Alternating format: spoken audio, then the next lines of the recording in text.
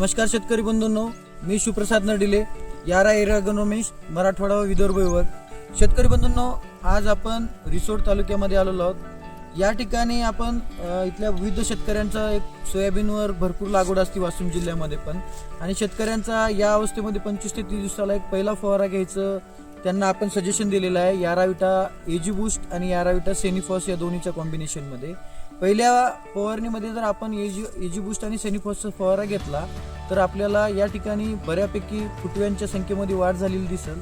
त्याच्यानंतर जो सोयाबीनवर तणनाशकाचा मारा झालेला आहे त्याच्यामुळे जे सोयाबीन पीक आपलं तानात गेलेलं आहे किंवा सोयाबीन आपले पिवळं पडलेली दिसत आहे, त्या पिवळसरपणा जो घालवायचा आहे त्याच्यासाठी आपल्याला एजी बूस्ट हे काम करेल खूप चांगल्या पद्धतीमध्ये. आणि फुटव्यांची संख्या वाढवण्यासाठी आणि सोयाबीन पिकामध्ये फॉस्फरसचं खूप महत्त्व आहे, फॉस्फरसचं प्रमाण वाढवण्यासाठी आपल्याला सेनिफॉस हे काम करेल.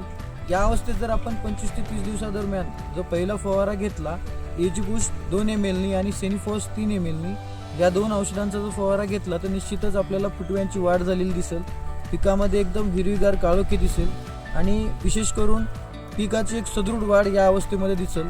लक्षात घ्या, या अवस्थेमध्ये जेवढे फुटवे जास्त होतील तेवढेच येणाऱ्या काळामध्ये फुलधारणाही जास्त होईल, आणि फुलधारणा जेवढी जास्त होईल तेवढेच आपल्याला शेंगा पण जास्त लागतील, आणि आपल्या झाडाला जर शेंगा जास्त लागल्या तर निश्चितच उत्पन्नामध्ये आपल्याला 25 ते 30% वाढ झालेली दिसेल. धन्यवाद.